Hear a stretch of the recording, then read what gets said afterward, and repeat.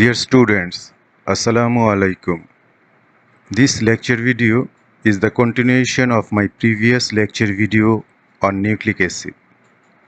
Hope this lecture video will be helpful for you all to understand the chemistry of nucleic acid.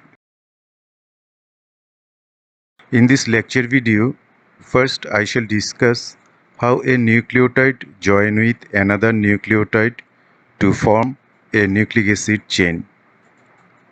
Nucleotides are joined together to form polynucleotides or nucleic acid chain similarly to other biological molecules by a condensation reaction. The hydroxyl group on the 3' carbon of one nucleotide join with the phosphate group on the 5' carbon of another nucleotide through formation of a phosphodiester linkage, and one molecule of water is eliminated. Thus a nucleotide joins with another nucleotide to form polynucleotide or nucleic acid chain. This joining pattern is similar both for DNA and RNA's nucleotides.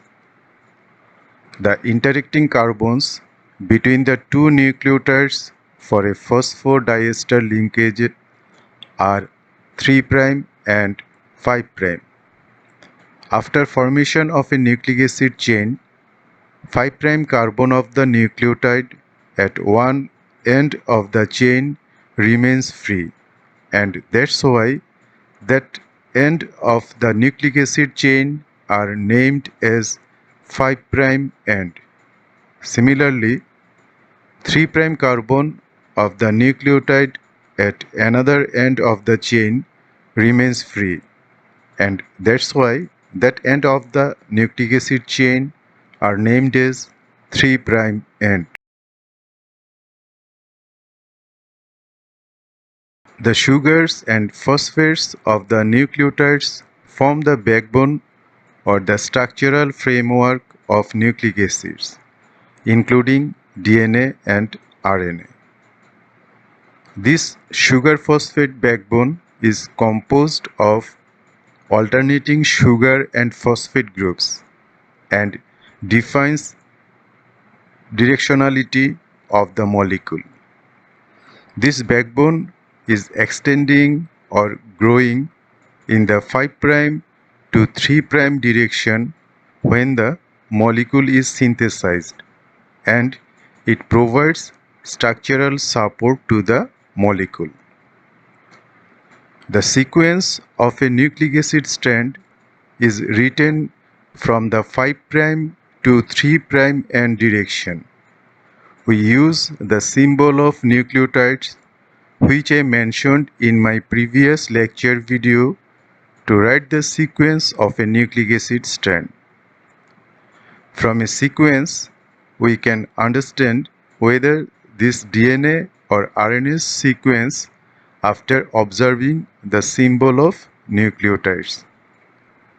If the sequence contains T, in that case, we can understand that it is the sequence of a DNA. Similarly, if the sequence contains U, then that sequence is for an RNA.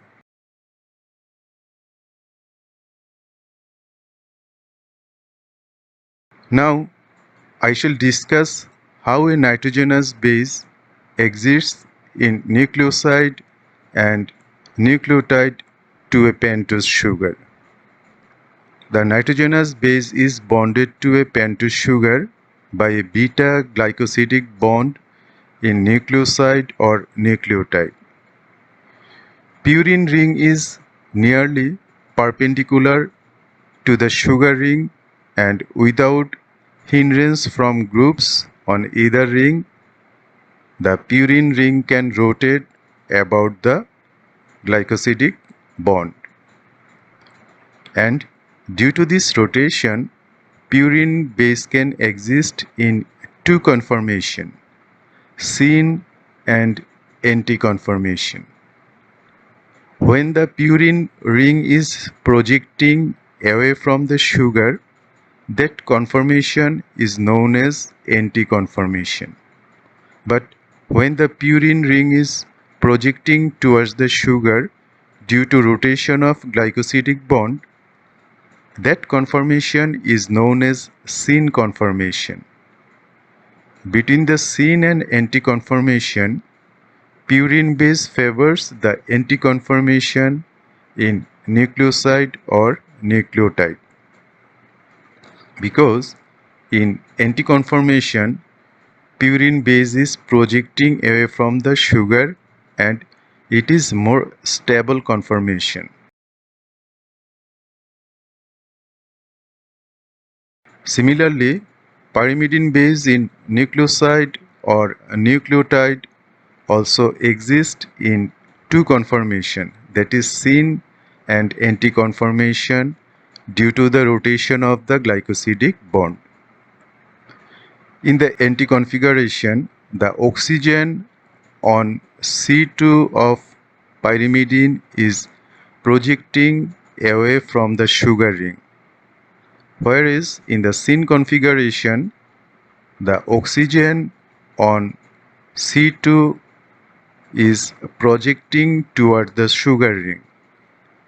The oxygen at the C2 position of pyrimidine base produces significant hindrance towards the sugar ring.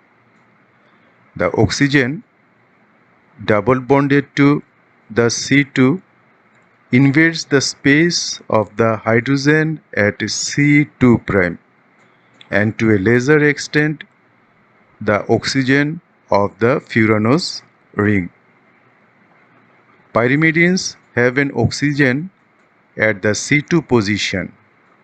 Nucleosides and nucleotides of these pyrimidines only adopt the anti-conformation and it is a more stable conformation.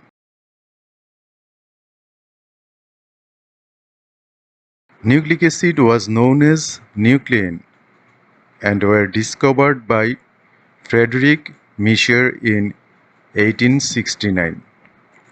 In the early 1880s, Albert Cousel further purified the substance and discovered its highly acidic properties. He later also identified the nucleobases. In 1889, Richard Ullmann creates the term nucleic acid. In 1938, Osbury and Bell published the first X-ray diffraction pattern of DNA. In 1953, Watson and Crick determined the structure of DNA.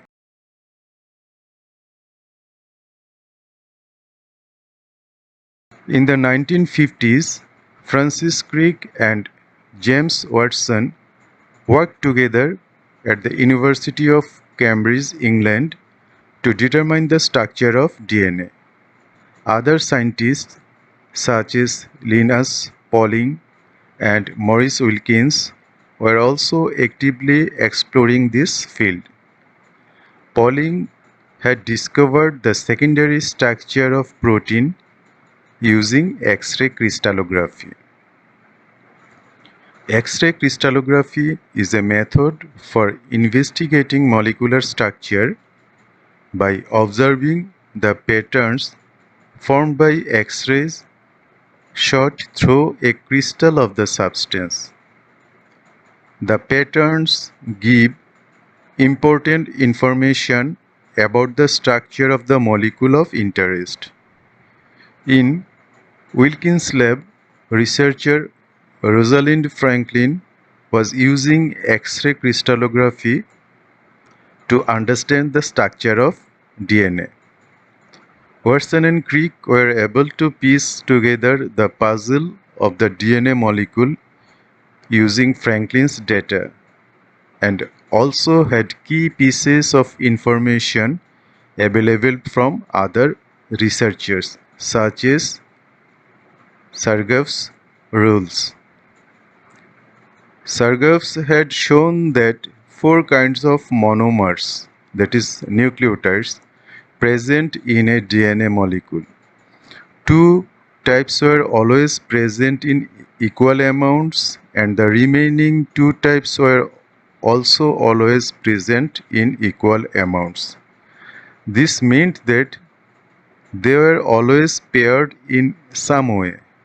In 1962, James Watson, Francis Crick, and Maurice Wilkins were awarded the Nobel Prize in Medicine for their work in determining the structure of DNA. The three-dimensional structure of DNA, first proposed by James Watson and Francis Crick in 1953, consists of two long helical DNA strands that are coiled around a common axis to form a double helix.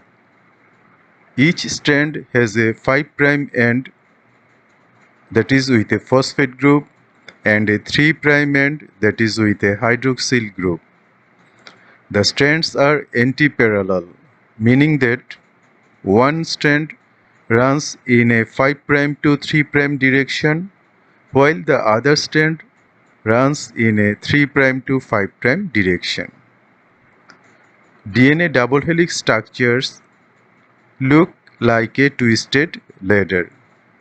The sides of the ladder are made of alternating sugar and phosphate molecules, while the steps of the ladder are made of a pair of nitrogen bases. The nitrogenous bases that compose the deoxyribonucleotides include adenine, cytosine, thymine, and guanine. The two DNA strands are held together by hydrogen bonds between pairs of nitrogenous bases on the inside. The base pairing always occurs between A and T and between C and G. A can form two hydrogen bonds with T, and C can form three hydrogen bonds with G due to their structure, and the bases are in anti-conformation with the sugar molecule.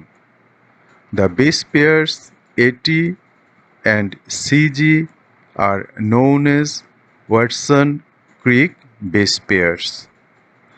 The double-stranded DNAs are complementary to each other.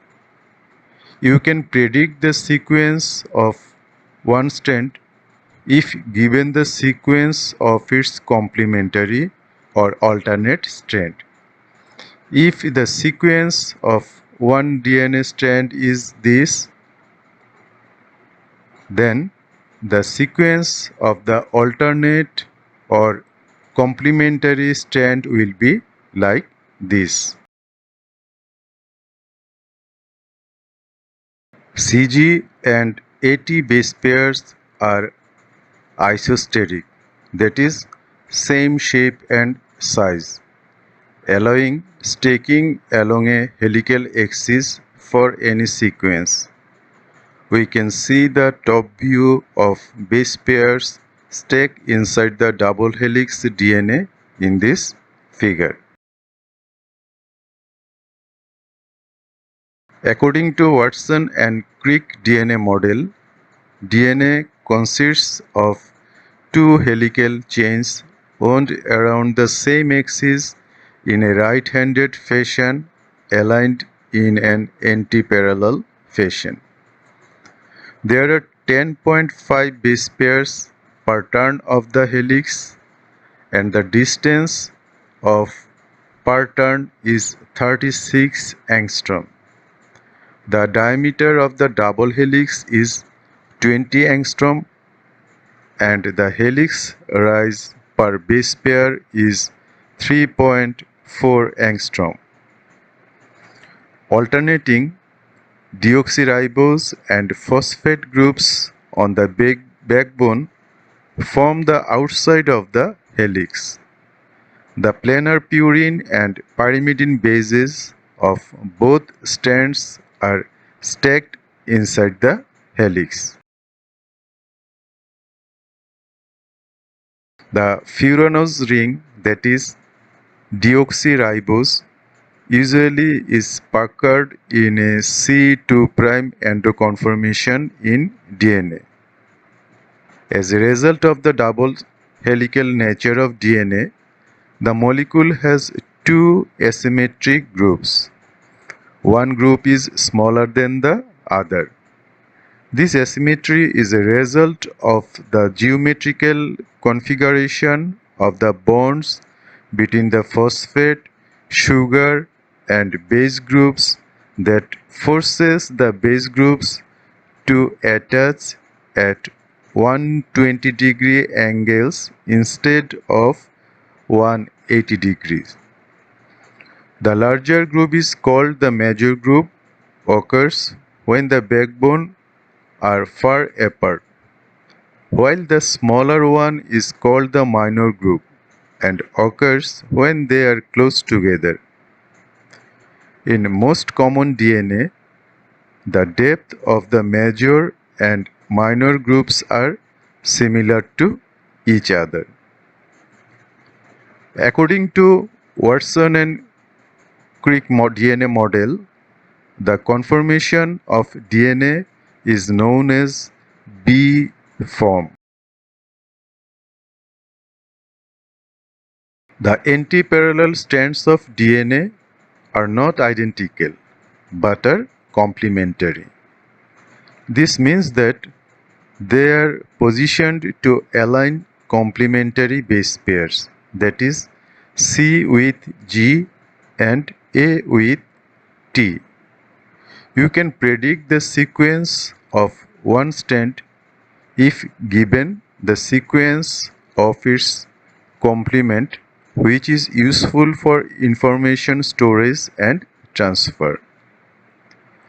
Not only the sequence of DNA, but also the sequence of RNA is conventionally given from the 5' to 3' end. At least 3 DNA conformations are believed to be found in nature, that is aDNA, bDNA, and zDNA. The B form is that conformation of DNA which is described by James Watson and Francis Crick and is believed to predominate in cells. I already discussed about the B form DNA in the previous slides. aDNA is fairly similar to bDNA, given that it is a right-handed double helix with major and minor groups. There is a slight increase in the number of base pair per turn, that is resulting in a smaller twist angle and smaller rise per base pair.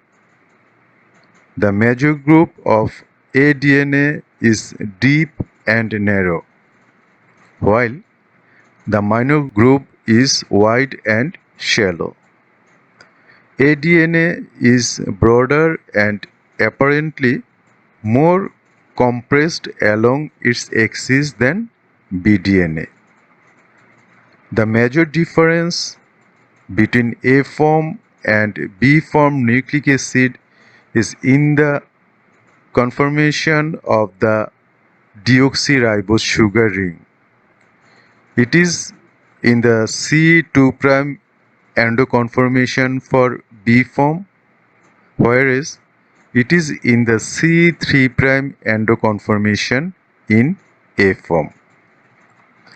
A second major difference between A form and B form nucleic acid is the placement of base pairs within the duplex. In B form, the base pairs are almost centered over the helical axis, but in A form, they are displaced away from the central axis and closer to the major group. The result is a ribbon-like helix with a more open cylindrical core in A form.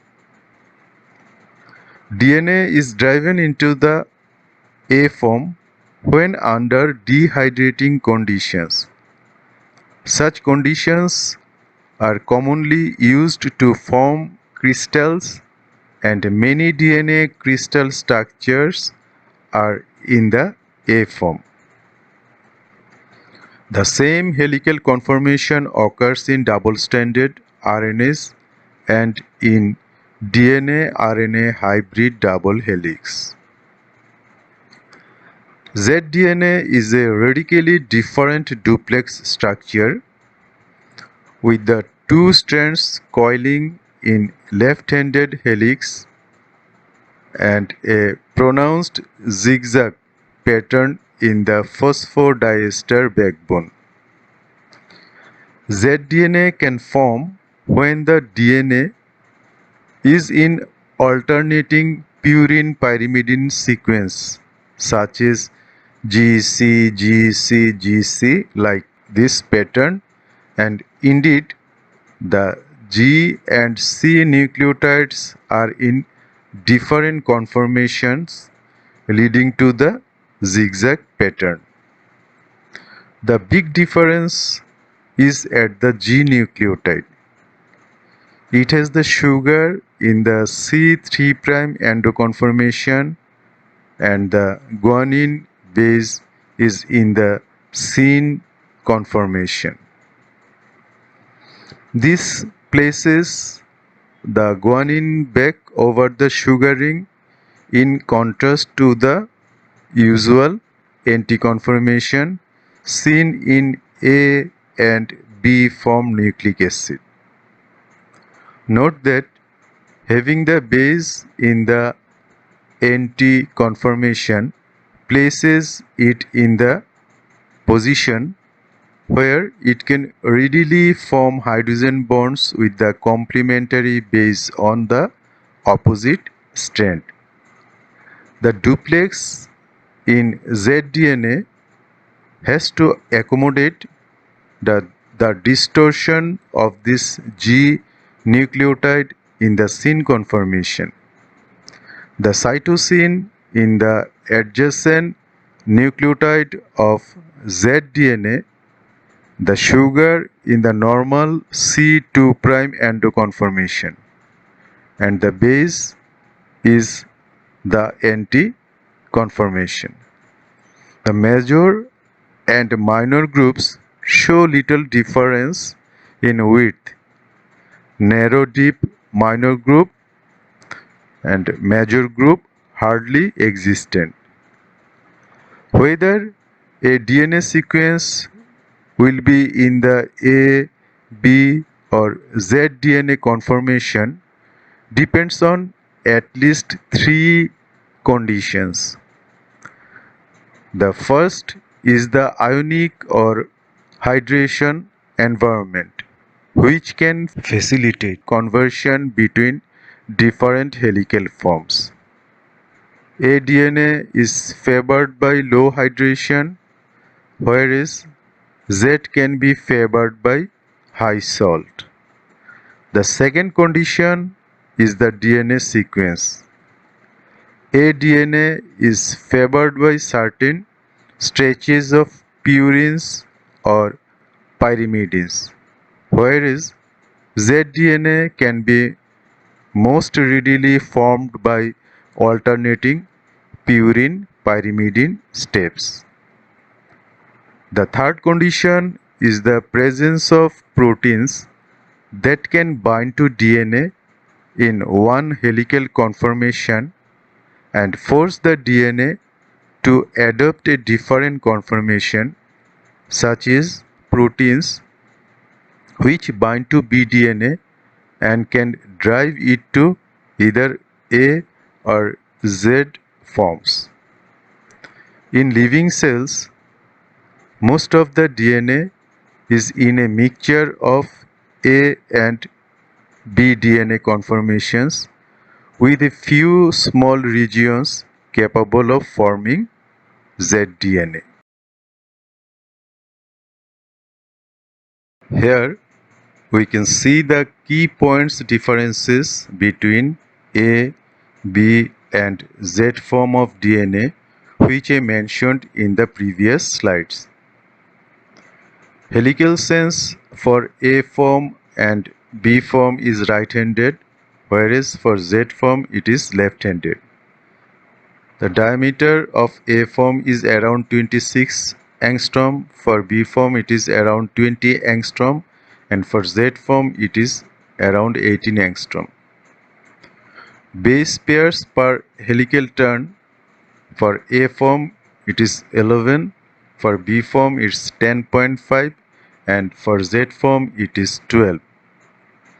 Helix rise per base pair for A form is 2.6 angstrom, for B form 3.4 angstrom and for Z form it is 3.7 angstrom. Base tilt normal to the helix axis for A form it is 20 degree, for B form it is 6 degree and for Z form it is 7 degree. Sugar-Pucker conformation for A form is C3' endo conformation and for B form it is C2' endo conformation, and for Z form it is C2' endo for pyrimidines, that is for C, and 3' endo conformation for purines, that is for G. Glycosyl bond conformation for A form is anti-conformation, for B form is also anti-conformation, and for Z form anti-conformation for pyrimidines, that is for C, and syn conformation for purines, that is for G. Nucleic acid structure refers to the structure of nucleic acids such as DNA and RNA. Chemically speaking, DNA and RNA are very similar. Nucleic acid structure is often divided into 4 different levels: primary, secondary, tertiary, and quaternary. Primary structure consists of a linear sequence of nucleotides that are linked together by phosphodiester bond. It is this linear sequence of nucleotides that make up the primary structure of DNA or RNA. Primary structure of the DNA and RNA chain in the figure indicates the sequence of the DNA and RNA. That is, for this DNA, the primary structure sequence is 5' A, T, G, 3', and RNA is 5' U, G, C, 3'.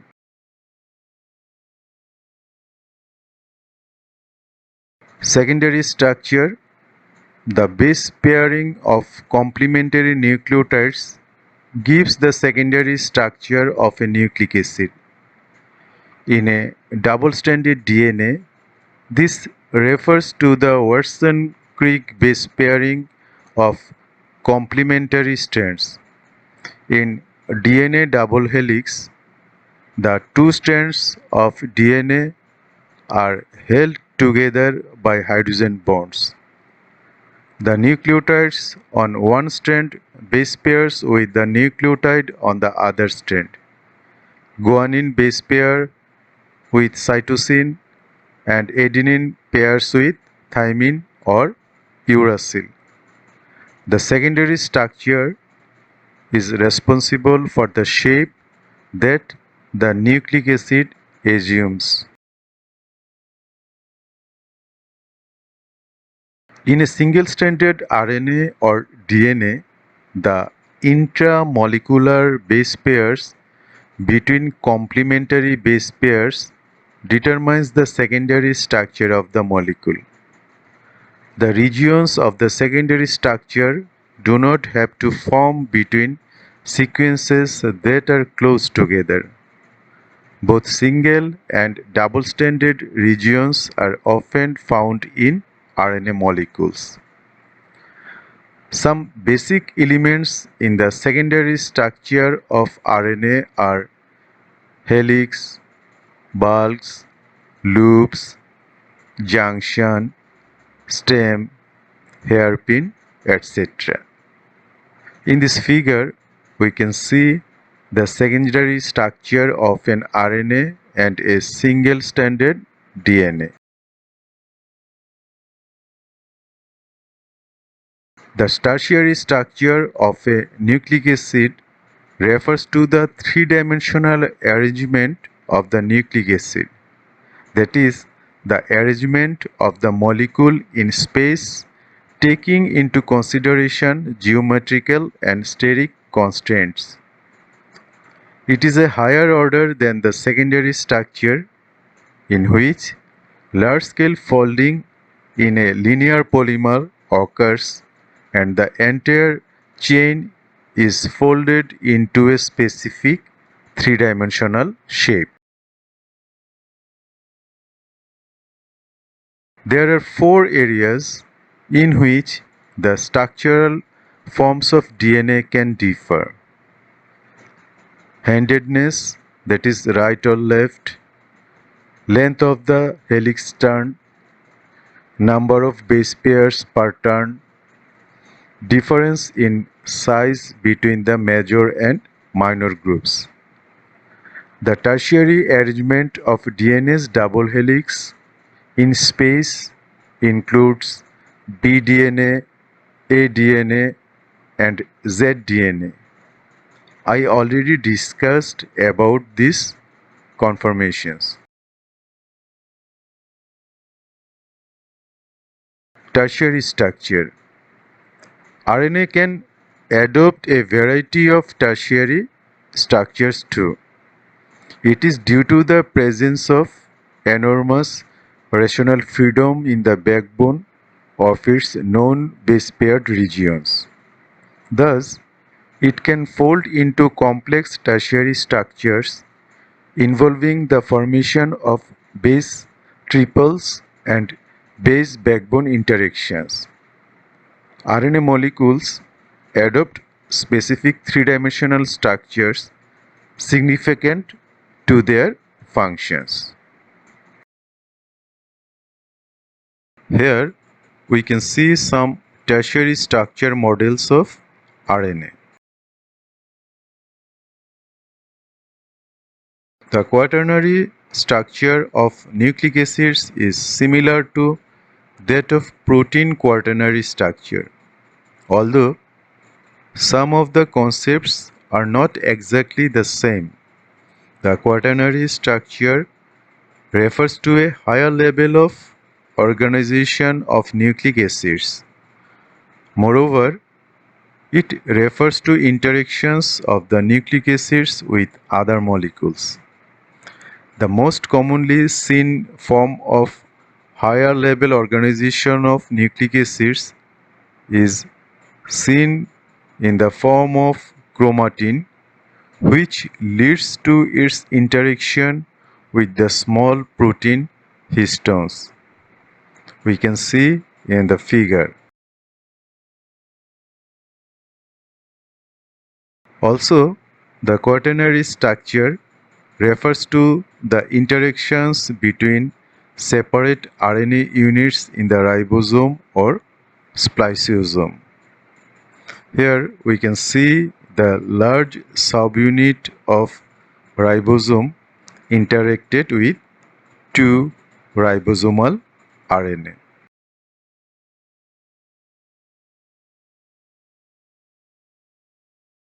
That's all for today. Hope all of you enjoyed my lecture video. If you like my lecture video, then don't forget to click the like button. You can also share my lecture videos to your friends and can also put your comments. Lastly, don't forget to subscribe my channel. Your subscription will encourage me to make more lecture videos for you all. Thank you.